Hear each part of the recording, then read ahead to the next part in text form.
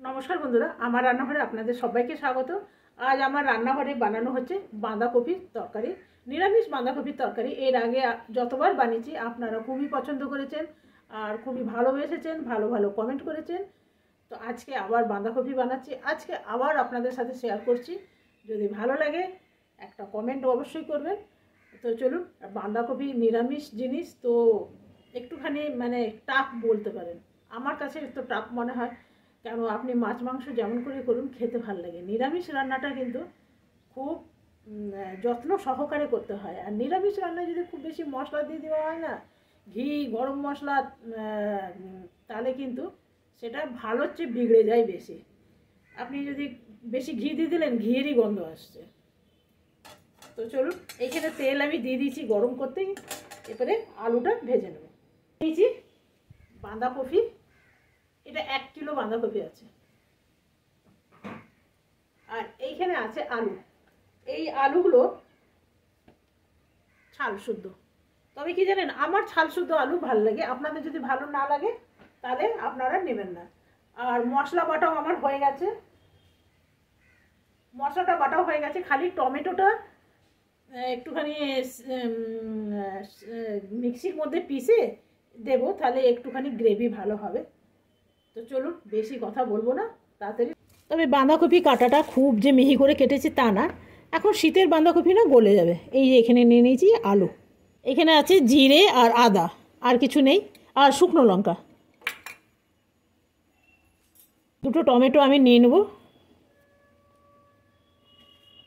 এটা একটু গ্রেট করে নেব। এটাই না তরকারিটা গ্রেভি হয় খুব ভালো। তবে আপনারা চাইলে এখানে যদি মনে করেন পেঁয়াজ বাটা দিতে পারেন, তবে আমি না এইসব রান্নাগুলো একটু একদম নিরামিষই পছন্দ করি। চলুন এটা পিষে নিই। এখানে তেল দিয়ে দিয়েছি, আমি একটু বেশি করেই দেব, হাতে করেই দিয়ে দেখালাম। দেব তেজপাতা। নিরামিষ তরকারিতে একটুখানি তেলটা বেশি লাগে, আপনি তেলও কম দেবেন, মশলাও কম হলে তাহলে তো হবে না, না? তো সেই জন্য একটুখানি তেলটা বেশি লাগে, তাহলে কিন্তু খেতে দুর্ধর্ষ লাগে। তবে নিরামিষ রান্নায় একটু দিতে হবে হিং,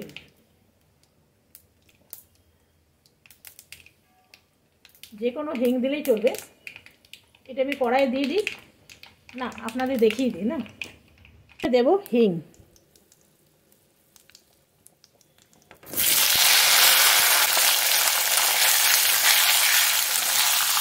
মনে হচ্ছে না কড়াইটা ছোট হবে। বন্ধুরা, আপনারা কি বুঝতে পারলেন এই কড়াই হবে না? নিয়ে নিলাম এই এই এই কড়াই। তো এটা একটু আমি ট্রান্সফার করে নিই, না তো না যখন বাঁধাকপিগুলো দেবো একদম ভরে যাবে। এটা করে নিলাম, এটা আর আপনাদের দেখালাম না।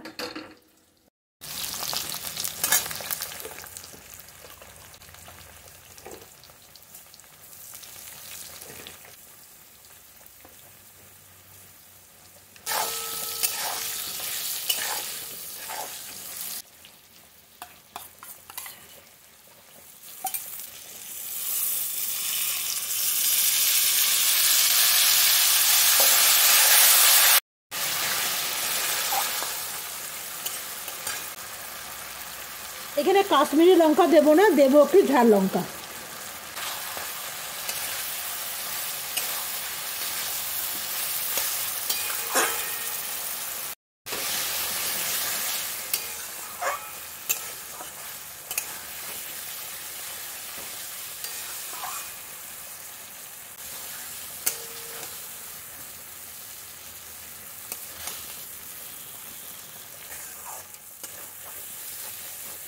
এটা কষানো ভালো করে হয়ে গেছে, এরপরে দিয়ে দেবো বাঁধাকপিগুলো।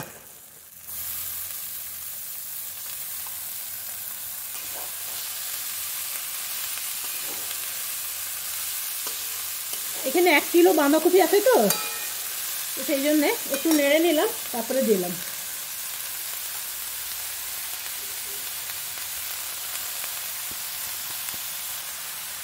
বুঝছেন কতটা ভরে গেল?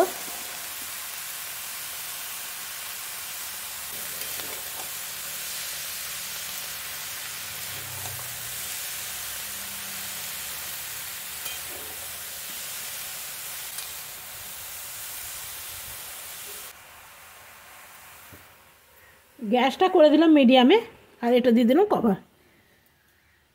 চলুন এটা এখন কিছুক্ষণ পর ফিরে আসবো।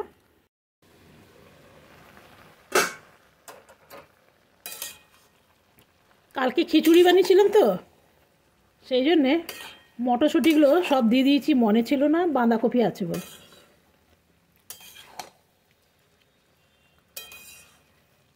বাঁধাকপিটা বেশ জল বেরিয়েছে, এই যে। শীতের বাঁধাকপির কিন্তু টেস্ট আছে। দিয়ে দিলাম আরেকটু।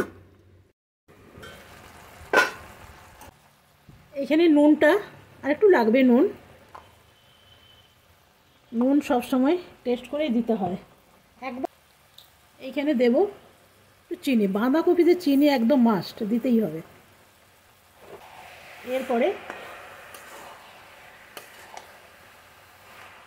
আরেকটা জিনিস দেব, সেটা নাড়তে নাড়তে দেখলাম আমার বাঁধাকপিটা জলটা শুকিয়ে গেছে আর আলুগুলো একদম সেদ্ধ হয়ে গেছে।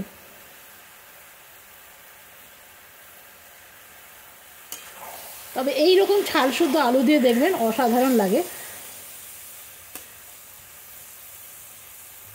সব বন্ধুরা, দুটো কালো কটকি লঙ্কা দিলাম, তবে এগুলো কোনো রকম ফাটায়নি, দেখছেন একদম গোটা আছে। যখন এটা তরকারির সাথে মজে যাবে না, সেই সময় ভাতে ডোলে খাবেন, দারুণ লাগবে। আর যেটা দিলে বাঁধাকপিটা একটু ল্যাটপ্যাটে হবে, সেটা হলো আটা। যেই আটা রুটি খায় সেই আটা, চালের গুঁড়ো কিন্তু দেবেন না, বা ময়দাও দেবেন না, একদম প্লেন আটাটা দেবেন, বেশি না, 1 চামচের মতো দিয়ে এটা কিছুক্ষণ নাড়তে হবে। গ্যাসের ফ্লেমটা হাই করে দেবেন, দিয়ে এরপরে এটা আমার হয়ে গেছে, তেজপাতাগুলো উঠিয়ে ফেলে দেব।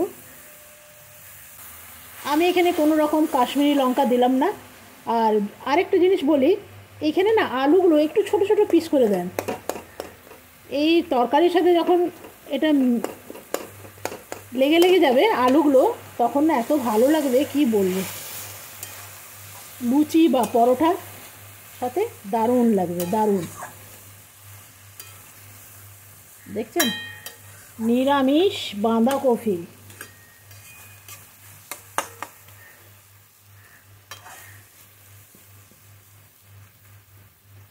এই তরকারিটা যদি মাছের মাথা দিয়ে দেন তো তরকারিটা পুরো গড়বড়। তো চলুন এটা নামিয়ে নিই।